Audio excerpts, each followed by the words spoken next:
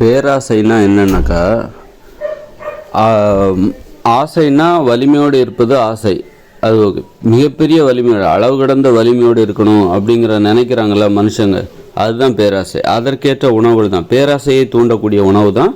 அளவுக்கு அதிகமான வலிமையை கொடுக்கக்கூடிய உணவுகள் தான் தானிய உணவுகள், அரிசி கோதுமையினால் சமைக்கப்பட்ட உணவுகள். இதெல்லாம் அளவுக்கு அதிகமான வலிமையை கொடுக்கக்கூடிய உணவுகள், மாமிச உணவுகள், மிருக உணவு. இதுதான் பேராசைங்கிறது. அளவுக்கு அதிகமாக வலிமை என்பது அளவுக்கு அதிகமாக போகும்போது என்ன, மனுஷங்க தங்களை மிருகங்களாக உணர்கிறார்கள், ராட்சதர்களாக, பேய்களாக உணர்கிறார்கள். மனிதர்களாக உணர்னா மென்மையான வலிமை தான் இருக்கணும்.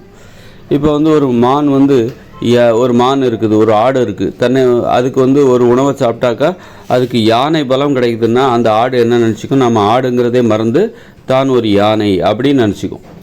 அது மாதிரி மனுஷங்களாக நினைக்கணும், அதுக்கேற்ற உணவுகளை தான் சாப்பிடணும். மனுஷங்க தங்களை மிகப்பெரிய வலிமையானவர்கள், யானை பலம் உடையவர்கள், யானையை விட மிகப்பெரிய பலம் உடையவர்கள் அப்படின்னு நினச்சிக்கிற அளவுக்கான உணவு தான் இந்த தானிய உணவுகள். அப்படிங்கிற நினைப்பை உருவாக்குற உணவுகள் தான் தானிய உணவுகள்.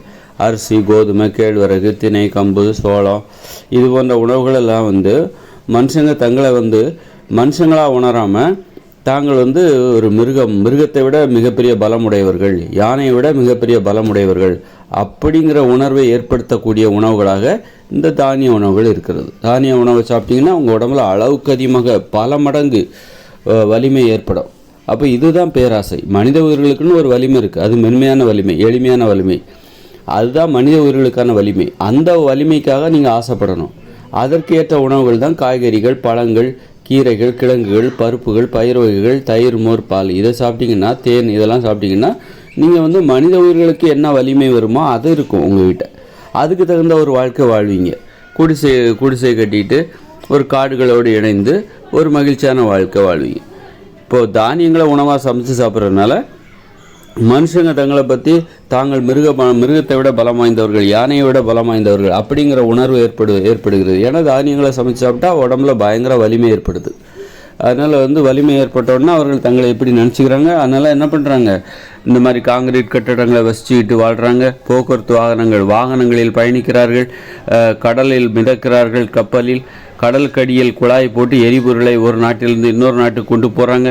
இப்படி ராட்சதத்தனமான விண்வெளிக்கு பயணிக்கிறார்கள், வேற்றுக்கோள்களுக்கு சுற்றுலா செல்கிறார்கள். இப்படி ராட்சதத்தனமான ஒரு வாழ்க்கை வாழ்வதற்கு அவர்கள் உண்ணுகிற உணவுகள் அவர்களை மனித உயிர்கள் நீங்கள் அப்படிங்கிற உணர்வை இழக்கச் செய்து விடுகிறது. நீங்களெல்லாம் யானையை விட பலம் வாய்ந்தவர்கள் இதுதான் பேராசைங்கிறது. வலிமையில் பேராசை. இதுதான் பேராசைனா என்ன அப்படின்னா, அளவுக்கு அதிகமான வலிமைக்கு ஆசைப்படுவது தான் பேராசை என்பது. பேராசை என்பது இதிலிருந்து உணவிலிருந்து தான் ஆரம்பிக்கிறது. அளவுக்கு அதிகமான வலிமை வேணும் அப்படின்னு சொல்லிட்டு இவங்க தானியங்களை, அரிசி, கோதுமை, இது போன்ற தானியங்களை உணவாக சாப்பிட்றாங்கள்ல, அதுதான் பேராசை. அதுதான் குற்றங்களா. வலிமை அளவுக்கு அதிகமாக போச்சுன்னா நீங்கள் என்ன பண்ணுவீங்க, யாரையா அடிக்கணும், அடிமைப்படுத்தணும், தனது வலிமை நிரூபிக்கணும்ல. உங்கள் உடம்புல வலிமை இருக்குது, இந்த வலிமை எத்தகையது அப்படின்னு நீங்கள் தெரிஞ்சுக்கணுன்னா அதை மற்றவங்கள்ட்ட நிரூபிச்சாகணும், சோதித்து பார்க்கணும், மற்றவங்களை அடிமைப்படுத்தணும், அடிக்கணும், வம்பெழுக்கணும், வா சண்டைக்கு வா, ஒண்டி கொண்டு சண்டைக்கு வா, நீயா நானான்னு பார்த்துடலாம் அப்படின்னு சொல்லிட்டு எல்லாருமே அதான் பண்ணிகிட்ருக்காங்க. எல்லாருமே நீயா நானா அப்படின்னு தான் எல்லா துறைகளிலும் பார்த்திங்கன்னா நான் தான் பெரியவன் அப்படின்னு நிலைநாட்டுவதற்காக எல்லாருமே ஒவ்வொரு நேரடியாக சண்டை போட்டால் தான் நீயா நானா அப்படிங்கிறதெல்லாம் கிடையாது. எல்லா துறைகள்லேயும் பார்த்திங்கன்னா ஒரு அரசியல் துறையாக இருந்தால் அங்கேயும் அதான் நான் தான் பெரியவன், நீயா நானா பார்த்துடலாம் அப்படின்னு சொல்லிட்டு அங்கே ஆதிக்கத்தை நிலைநாட்டுவதற்கான போட்டி அங்கே நடக்குது. இப்படி தொழில்துறையை பார்த்திங்கன்னா அங்கேயும் அதான் நடக்குது. நீயா நானா பார்த்துக்கலாம், நான் யார் தெரியுமா, நான் தான் பெரியவன் அப்படின்னு சொல்லிட்டு அங்கே அந்த போட்டி நடக்குது.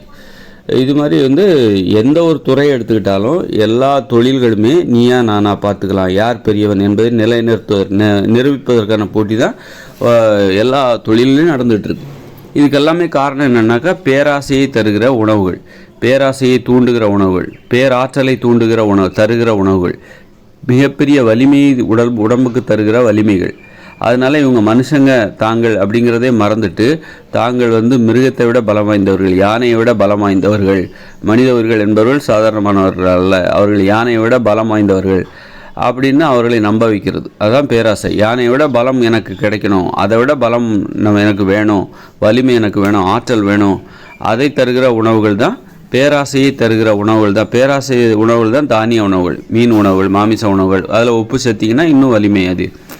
ஆக வந்து நம்ம பேராசை இல்லாத ஒரு வாழ்க்கை என்னென்னா, உப்பு சேர்த்து சாப்பிடக்கூடாது. உப்பு சேர்த்து சாப்பிடக்கூடாது, தானியங்களை உணவாக சாப்பிடக்கூடாது, மாமிசங்களை உணவாக சாப்பிடக்கூடாது, வெறும் மாமிசங்களை மீன்களை உணவாக சாப்பிடக்கூடாது. அப்போது வந்து நாம் எப்படி வாழணும் அப்படின்னா, எதை உணவாக இயற்கை உணவுகளை உணவாக உண்ண வேண்டும். காய்கறிகள், பழங்கள் இதனை உணவாக உண்ண வேண்டும். அப்போ தான் நம்ம வந்து ஒரு மனித உயிர்களாக வாழ முடியும். ஆசைகளோடு வாழ முடியும், பேராசை இல்லாமல் வாழ முடியும். பேராசை தான் விபத்துகளுக்கு, குற்றங்களுக்கு, நோய்களுக்கு, குற்றங்களுக்கு எல்லாத்துக்கும் காரணம். அழிவுகளுக்கு பேராசை என்பது அழிவு நோக்கி போகும்.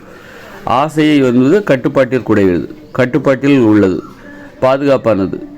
அதனால் வந்து மகிழ்ச்சியை தரக்கூடியது, ஆரோக்கியத்தை தரக்கூடியது, மரியாதை நிரம்பியது. ஆசை என்பது மரியாதை நிரம்பியது. நீங்கள் பேராசை என்பது நீங்கள் அவமானப்பட்டால் தான் பேராசைகளை அடைய முடியும். அவமானம் இல்லாதது ஆசை என்பது, அவமானம் இல்லாதது, தூய்மையானது அப்படின்னு நம்ம சொல்லிக்கலாம்.